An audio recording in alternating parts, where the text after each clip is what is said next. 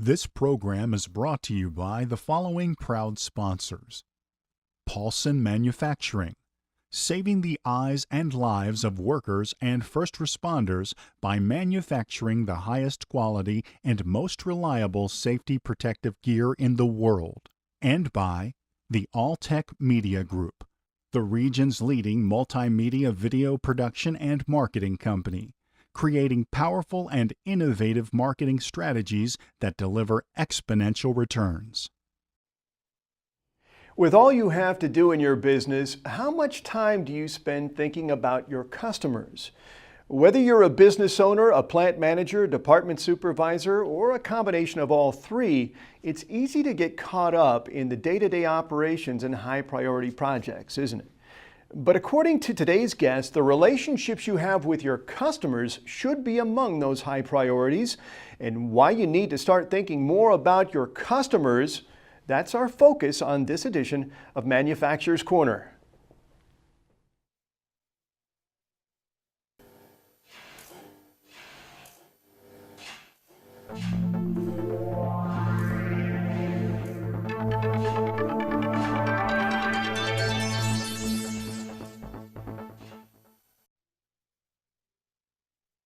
Hello and welcome. I'm Jeff Allen. Our guest this week is an expert in the area of customer relationship management, and her name is Joanna Olsen. She is the founder and managing partner of Olsen Global Consulting, LLC, with more than 30 years of experience, both domestically and internationally, helping her clients to develop comprehensive, innovative solutions that improve profits. And that's what it's all about, improving profits and doing right by the customer. Joanna, it's nice to see you. Oh, thanks for having me, Jeff. Well, thanks for being here. And what I think we'd kind of like to know is maybe a little bit more about you, Joanna. Tell us a little bit more about about what you do with respect to helping your clients here and abroad and their customer relationship management. Okay, well, right now I am retired, but congratulations. Not really. But not really. I'm a retired partner from Accenture, and the time that I spent there and prior to that in the telecommunications industry, I worked in a variety of areas and with a variety of clients, both big, small, those that were in manufacturing, those that were in more of the service industry. But pretty much what my role has been is kind of a SWAT team, a member of a SWAT team, where because of my long tenure in working in sales, customer service, marketing, and even product development, my broad background enabled me to kind of go in and kind of get dropped in some cases to a customer who was having trouble.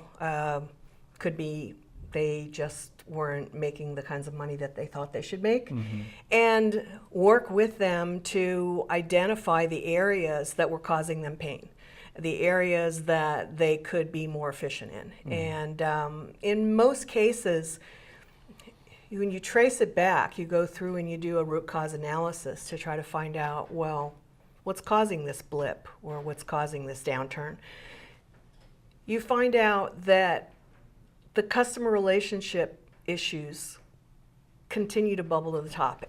And those could be your internal customers as well as your external customers, because you have your employees are internal customers, and in some cases you have very unhappy employees, and very unhappy employees can definitely impact your profitability.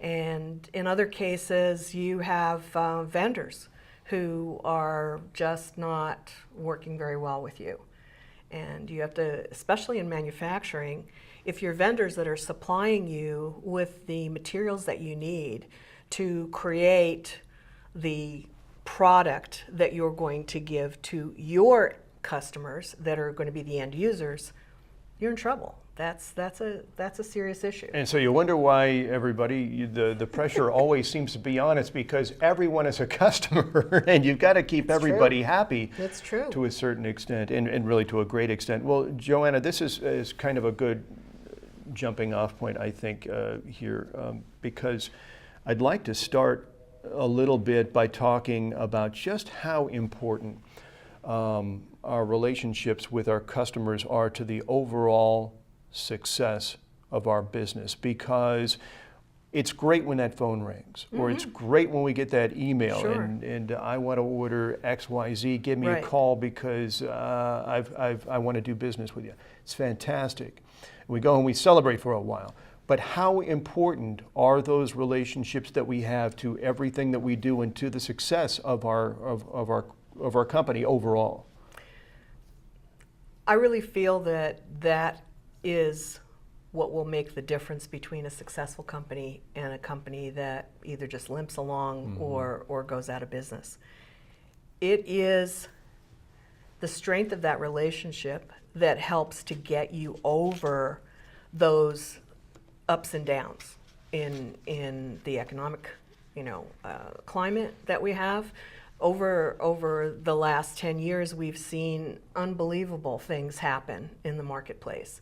And those businesses who have weathered the storms that we've gone through, and it's been multiple storms, and there are more coming, it's just that's normal. Yes. If they have a strong customer relationship base, they have a better chance of surviving, because there are always ways that you can negotiate with customers if in fact you've got a good relationship. If you don't have a good relationship, there is no negotiation. It's just butting heads. You know something, Joanna, you said something just a second ago about things that we haven't seen before, things that just amazing things that have happened over the last 10 years. And you've been in your industry working with companies all over the world, manufacturers, those who aren't in the manufacturing Right. sector. And it's a different environment now than it was Absolutely. even 15, 20 years ago, 25, and then 50 years ago, much farther back. And Right. so I think that there are probably some people who think they've got this thing all figured out because they've been through all of the cycles, they've been through all of the economic turmoil of the generations, perhaps, some Right. folks still in the business. And then there are probably some new business owners or folks working in manufacturing who they've read the history, so they know how to deal with customers. But it's a different age, and things are always changing, aren't Absolutely, absolutely. And one of the huge things that has impacted everyone, and you can't ignore it, Right. is the internet, is social media that is exploded. It has exploded. If you don't have a website, people will not do business with you. I don't care if you've made it over the last 20 years and you're in trench business, you're well known to quote your customers Right. or within the industry. The first thing people do when they're looking for a new vendor to do business with is they check the web. Right. If you're not there, or if your presence says website coming soon, that's it. You've cut it off. You've cut off that relationship. You're already behind the curve. You're behind, Yeah. and you probably will not get that particular prospect, because at that point they're a prospect. Right. They're not a customer yet, but they won't go any further. But they have to be a prospect first before they're a customer. So I think that's the Absolutely. important thing right there, and that starts at the beginning with the internet. And we want to talk about that in just a second. Sure. Because that's kind of its own conversation. But first of all, what I'd like to know, because this is Manufacturers Corner and we've got people from throughout the sector in various different capacities, whether they're working or they're consulting with these companies, what are the differences that you've seen between manufacturing customers and those that are not customers of manufacturers? What are the main differences? Manufacturing customers usually have much higher standards, and they have very specific things that they want when they deal with a manufacturer. Now, in many cases, a lot of this is laid out in a contract. Once they've decided to do business and they think, oh, okay, you have what I need. We've talked, the pricing sounds pretty good, whatever, and they lay it out in a contract. and then both parties go over it with their legal folks and whatever, and they sign it. But what's missing for the manufacturing customers is making sure that their expectations of the manufacturer are clear. And expectations are beyond a contract, right? I mean, we lay it out and we say, okay, I need 25 widgets and I need them by this date, and they have to be purple, and I expect you to deliver them to this location so that they can get on that container ship and they can make it over to Europe by X date. So we're talking really, though, in this day and age now, that the standards are more intangible than maybe they had been before. Not that they were before, Okay. but I think that's what differentiates you from your competitors. Understood. Okay. If you can identify what does that manufacturing customer, what do they need from you, okay, beyond the contract. And I'll give you an example. I was meeting with a client in China, and meeting with one of the vice presidents, and I said to him, okay, how do you know that your customer is happy and that your customer is satisfied, that you've done everything you can to give them your product? And this is an electronics company. They manufacture large pieces of telecommunications gear. And he said, well, we ask them. And I said, okay, that sounds great, because you do need to get feedback from customers. So let me just kind of guess. You say to them, how do you like our product? And he says, yes, we do. That is what we ask them. How do you like our product? And in most cases, they'll say to you, oh, it's pretty good. I like it.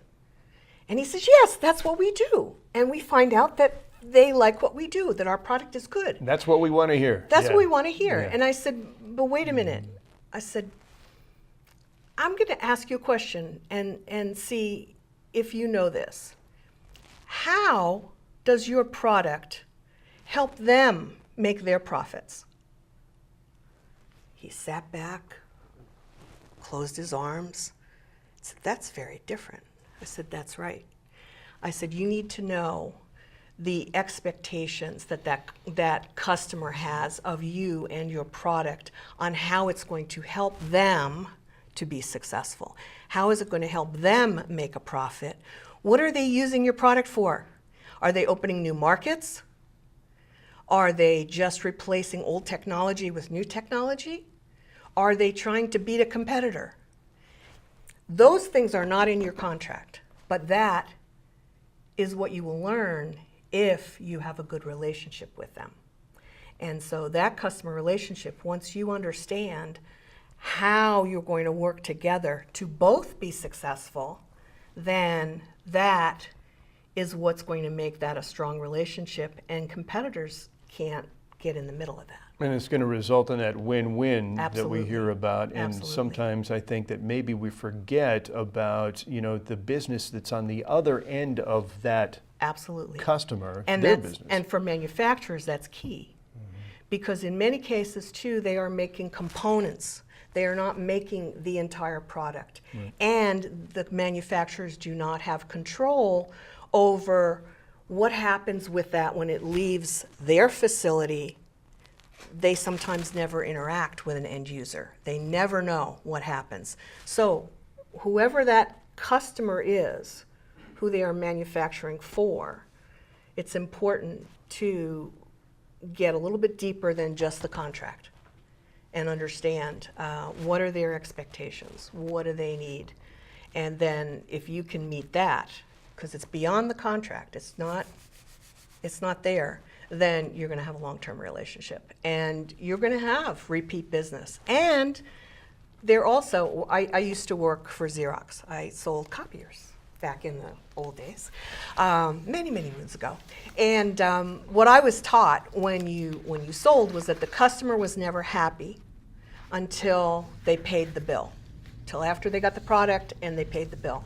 And I say that's fine, but I think we've gotten one step further now with the use of social media and the use of the internet, is it's not just that they've paid the bill, but now are they going to do business with you again? Or if it's a one-off, would they recommend you? And there are actually some software companies now that have kind of jumped on that bandwagon, and that is the key. Would you do business with that manufacturing company again? Or would you recommend them to someone else if it was a one-off? Okay.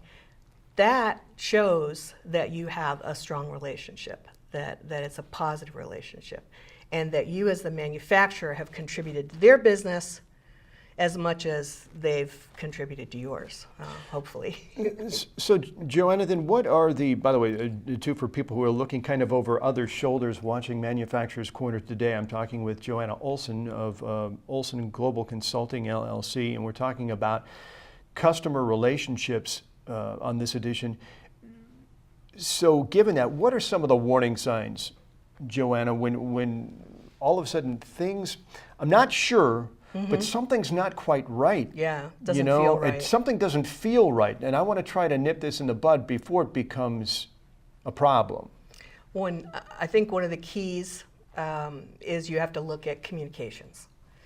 And if you have established a very good communication platform with your customers, and it could be that you send emails periodically and give them updates on what you're doing, what new things you're doing, or it could be that you have a once a year session with them. For example, IBM. This is something IBM has always done. Once a year, the IBM account manager comes, and they bring a little report, and they sit down with the decision maker, and they go through, here are all the things we did for you this year, and they actually relate it back to that business and say, okay, we gave you X piece of equipment, and that helped you to open the new market in China, and then we gave you Y, and that helped you to streamline your operations in Toledo, and you saved X number. If you don't have a good communications platform already with your customer, and all of a sudden you're not hearing from them, right, or you call them and they won't return your calls, or you send them an email and ask them, hey, how's it going? Can we meet? And nothing.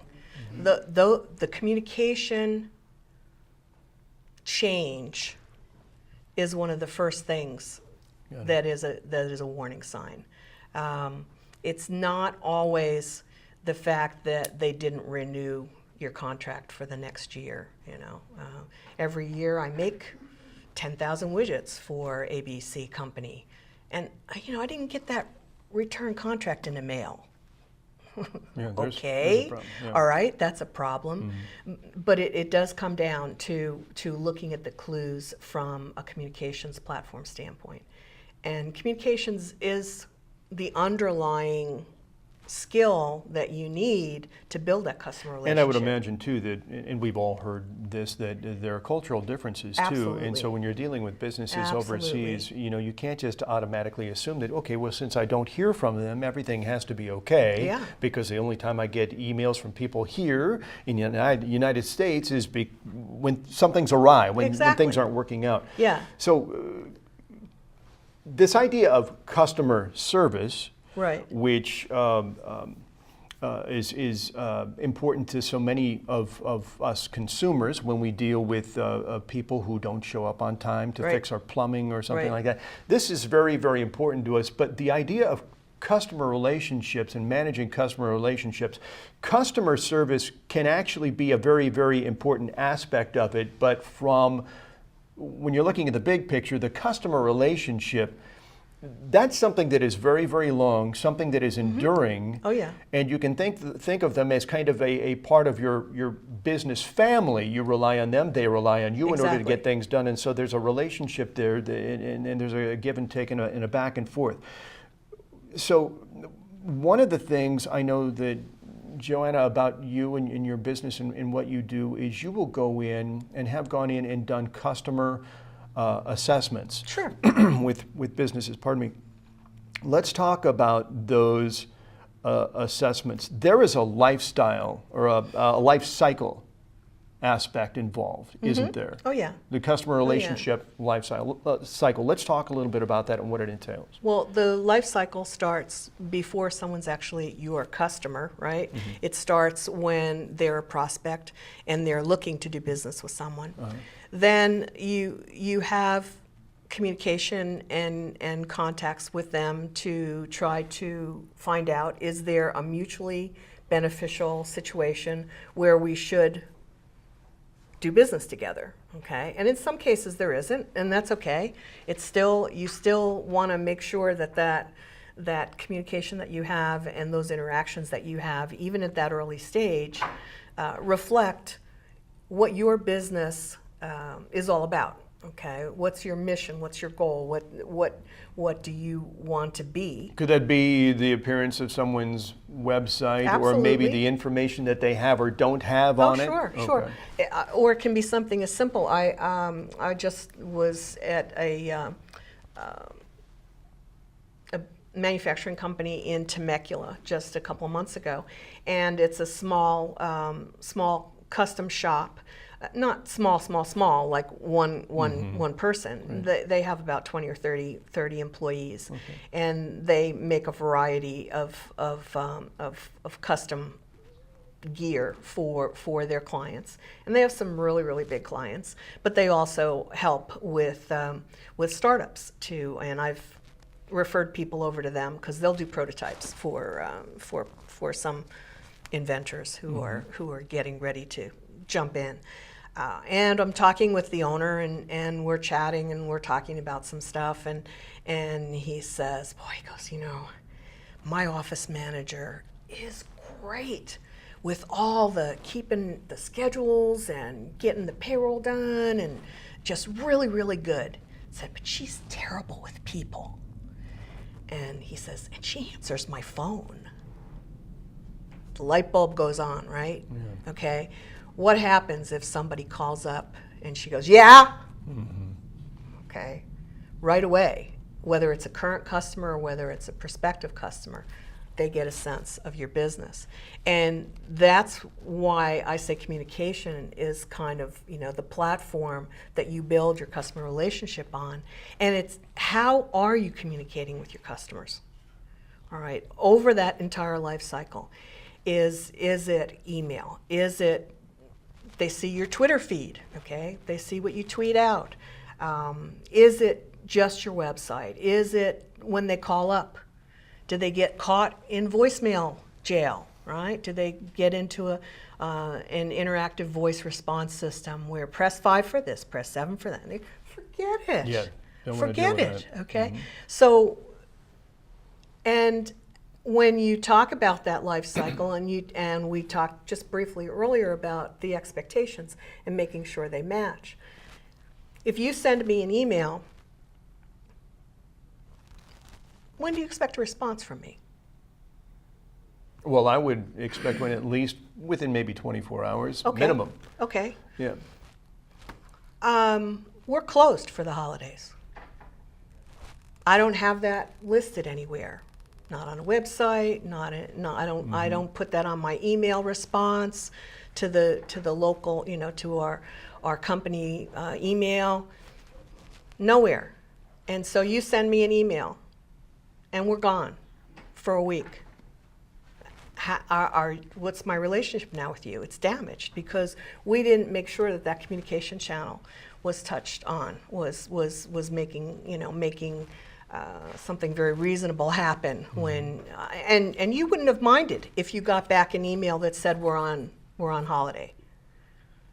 Well, you probably wouldn't have minded. At least I would have had an explanation. Exactly, but you might have had another alternative. Maybe you had my personal cell phone and it was something really urgent and you called my personal cell phone. Yeah. Okay, so setting expectations across the entire life cycle, it's not just after somebody becomes a customer, but it is during that whole life cycle, and it changes.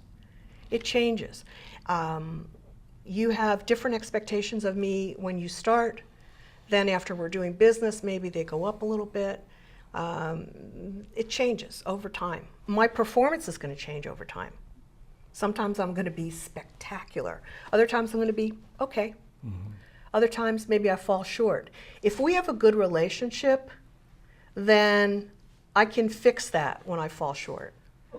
Because, and if we are communicating well. So it pretty much is the platform that makes it work. Is communication, though, is that the major issue that you find happens to be damaging to a customer relationship, or are there? It seems to me that there could probably be some other issues. Maybe we can just talk about some of the common ones in addition to communication and that we've already touched on. The damage to the relationship in a lot of cases is when you have expectations that are not in sync. Either you, as my customer, expect this, and there's no way, I can only deliver down here. And we haven't discussed this. We haven't reset that expectation to something that's more reasonable. And so then then it's broken. Then, I'm not doing business with you ever again. Just not going to happen. Right. That comes along with quality. All right, I expect you, if we've got this contract and we've got it laid out, and I've got all the parameters in here, and you've signed on the bottom, I've signed on the bottom, we agree to this, and then you don't deliver the quality and the product that we have in the contract, okay, that's broken. And that sometimes goes back to the processes that are in place in your company. Do you do a quality check at the different stages, or is quality built in, which is really what you want? You want quality built in. For example, there's a manufacturing company in Lake Elsinore that makes guitars, and they have huge presence internationally. A lot of the very top musicians, both country and rock, use their guitars. They actually have quality built in at every step of the way, but before it goes out the door, they play the guitar, and they have a master musician who plays that guitar and makes sure that it meets the standard that they're going to meet. And they know it's been tested. Absolutely. And there's no false expectations on either side. But they've got that built into their process. Yeah. So you've got to look at communication. Do you have the right levels of communication and the right channels in place to take care of your customer? Have you set expectations beyond your contract so that they're reasonable and you're both going to be in good shape with that? And then do you have those processes in place that are going to enable you to fulfill that contract and make that customer happy and make them either do business with you again or refer you to someone else? By the way, this guitar company, if it doesn't meet the standard, even after it's gone through that entire process and they play it and it's so good, they destroy it. They destroy it? They destroy it. They don't go back and try to fix it or find out? It's destroyed. Wow. And these are. That's a commitment to quality. It's absolute commitment to quality. Can you imagine if Detroit did that with the cars? Well, we'd have a lot of big paperweights. It'd be some great YouTube fodder, though. I think you'd probably show some videos like that on there. Joanna, have you ever been into a client and seen something that really surprised you, maybe through some answers that they gave you to some of the questions that you asked them about their customer relationships throughout that cycle? Anything at all that would have, that maybe you had to handle a little bit differently maybe, or maybe a little more intensely, with a little more intensity? Well, I've been in some situations where the executive is clueless. Okay, out of touch. Let's put it that way. Yeah. Out of touch. Yeah. And they would respond similar to kind of the response that I gave you from the VP in China, where he said, "Well, they like our products. Right. They told us it's good. I don't see why there's a problem." And so they're kind of in denial that there's something else going on. In most cases, that is not the person that brought me in to do the evaluation. I see. Okay, and they're kind of dragging their feet. But it does usually show me that that company's in trouble when you have people at the top who are not willing to be a little more open and admit the fact that things could be better. You know, I don't know why we're doing this. Everything's okay. Yeah, so we lost a couple customers. So what? We're going to get new ones. Mm-hmm. You know, and it's okay to lose customers, but you want to lose customers for the right reasons, not the wrong reasons. You don't want to lose customers because of the arrogance of your business, that, you know, you don't care about them. And I have gone into some companies where it's obvious that it's all about them, not about the customer at all. Which is probably pretty common, more common than we want to think about. Yeah. But let's flip it around. Is there an instance where a company is right in firing their customer, or Sure. saying, we're not going to do this anymore, I'm sorry? Sure. Oh, absolutely. Let's talk about that. I have seen that kind of situation where, let's say that you have a customer who is extremely abusive, very abusive. Whatever you do isn't right. No, I don't want that. They reject things. You send them something and you've done all your testing and whatever. They send it back and say, no, that's not what I wanted. But that's what we agreed to on the contract. Yeah, but I changed my mind. Okay, well, that's rework, and that's not in the contract, and we're going to have to negotiate because there'll be an additional cost. Oh no, I'm not paying anything more.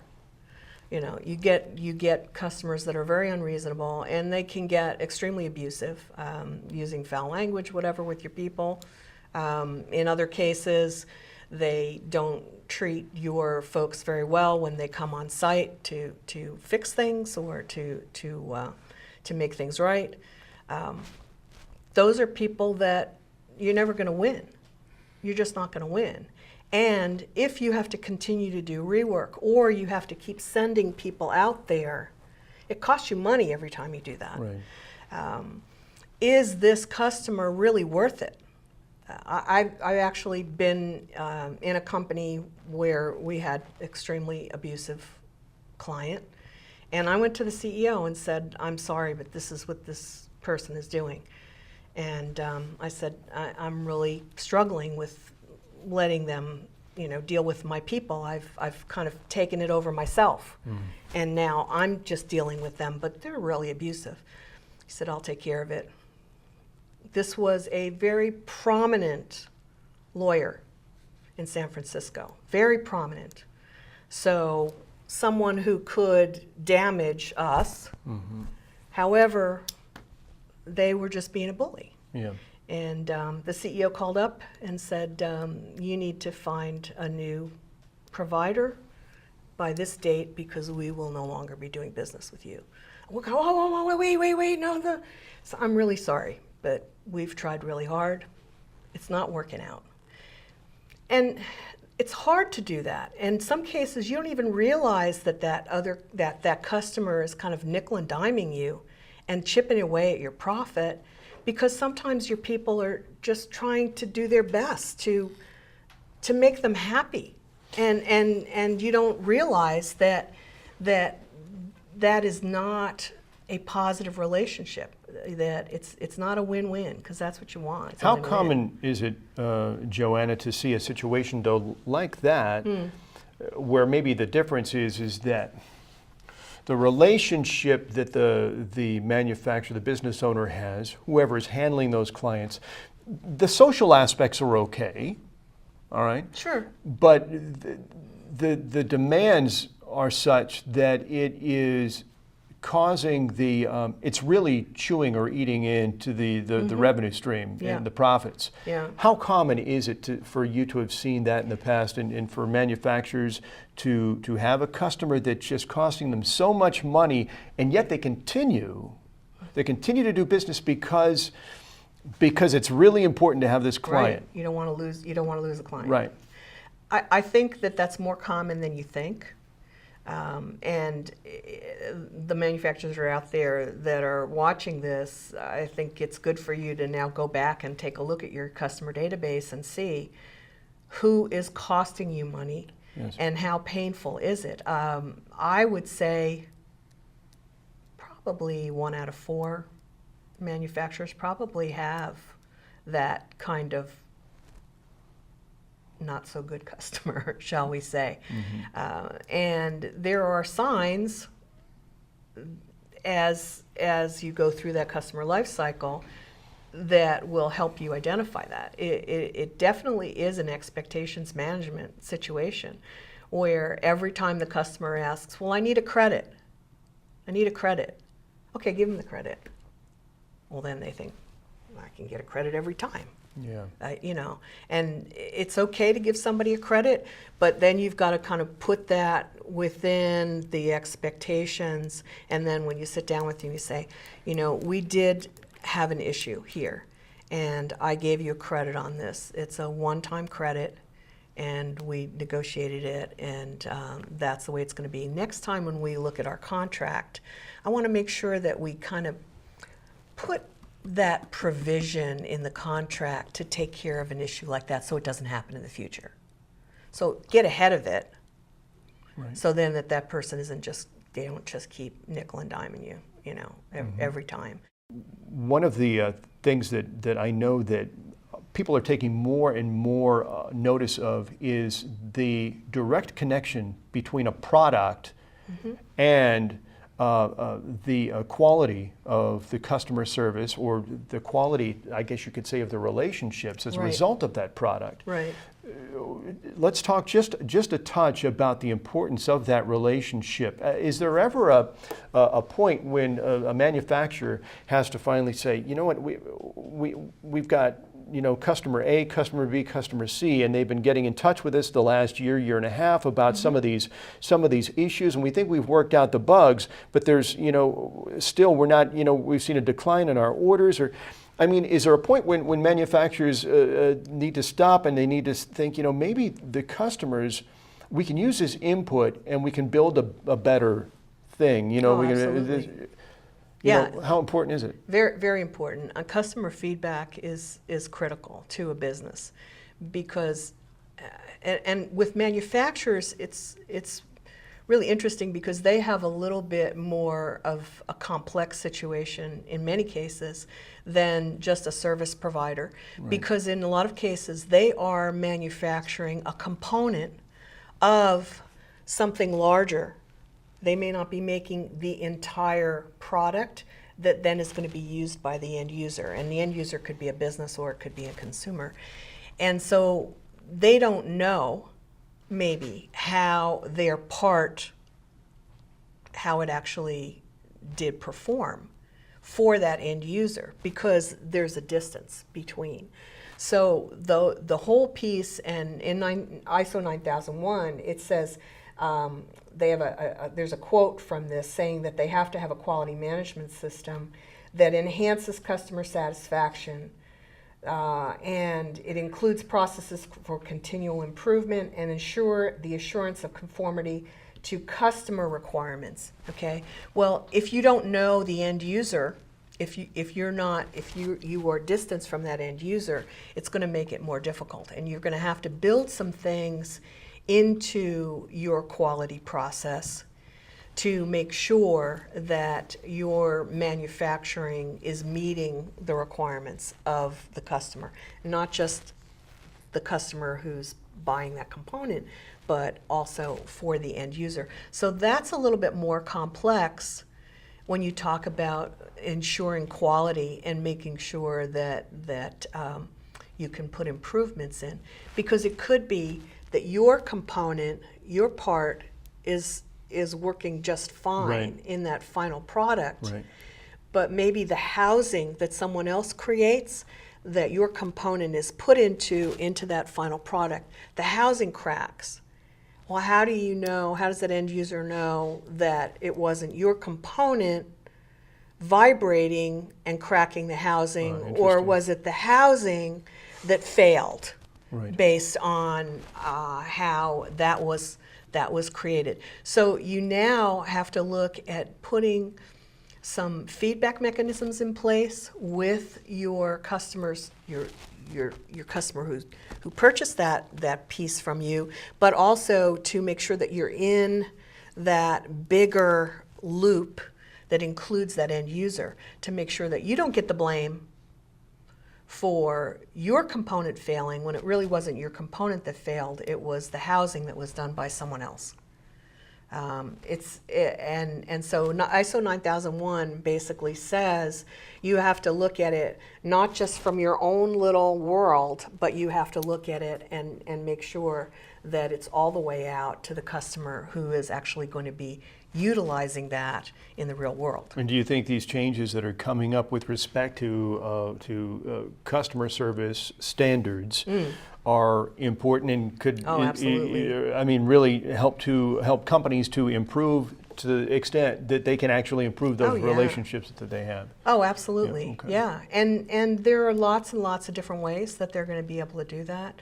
If we're talking about something that is going to be used by a consumer, then you can do things like mystery shopper, someone who actually goes and buys that product, and they're not your quote employee. You can hire an outside firm so that they're neutral, and they can test it in the real world. Okay, so let's say that you made the spring that's inside this pen.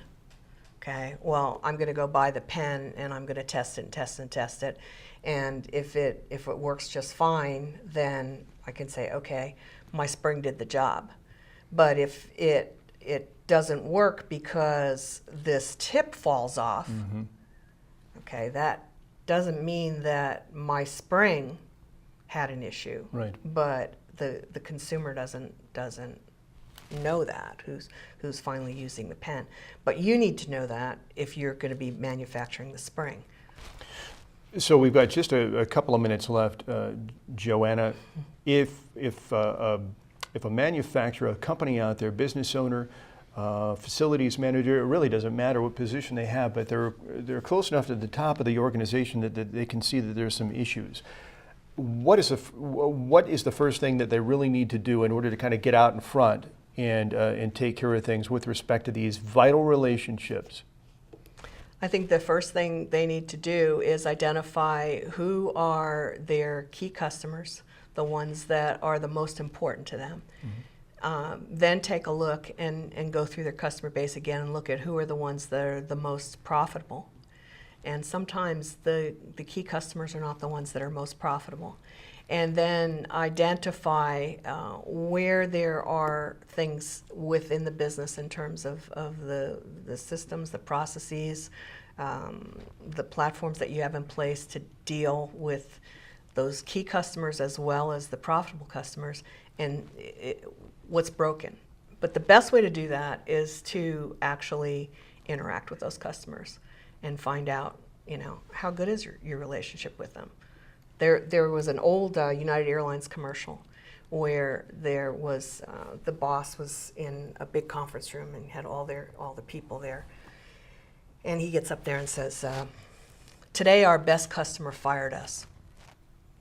This customer has been with us for many, many years." I remember this commercial. Exactly. And it's for United Airlines, so the key is he starts handing out airline tickets to all the people around and says, and you're going to go visit this customer, and you're going to go, and you're going to find out what's going on and why.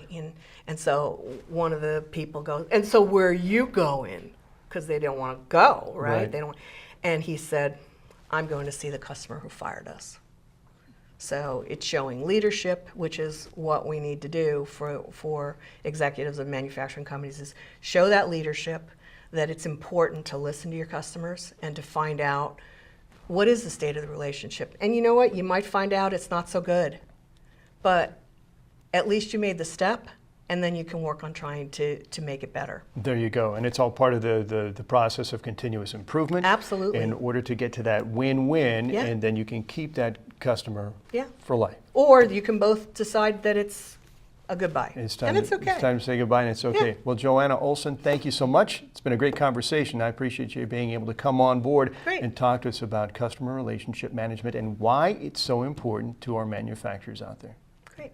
Thanks, Jeff. You bet. That wraps up this edition of Manufacturer's Corner. Once again, thanks to our guest this segment, Joanna Olsen of Olsen Global Consulting, LLC. Now, if you'd like to view this segment again later, it's easy to do. All you have to do is simply stop by our website at manufacturerscorner.com. And while you're there, you can browse our other videos as well. If you'd like to be a guest on our program, or if you'd like to jump on board as a sponsor of our ongoing series of studio casts, simply visit manufacturerscorner.com, click on the Contact Us page, and submit the form. You can also call us at 951-697-3098.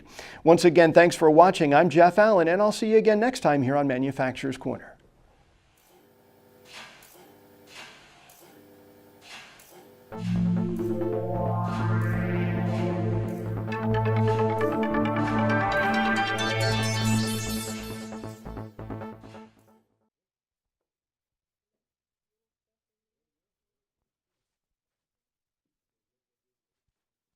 This program was brought to you by the following proud sponsors: Paulson Manufacturing, saving the eyes and lives of workers and first responders by manufacturing the highest quality and most reliable safety protective gear in the world. And by the Alltech Media Group, the region's leading multimedia video production and marketing company, creating powerful and innovative marketing strategies that deliver exponential returns.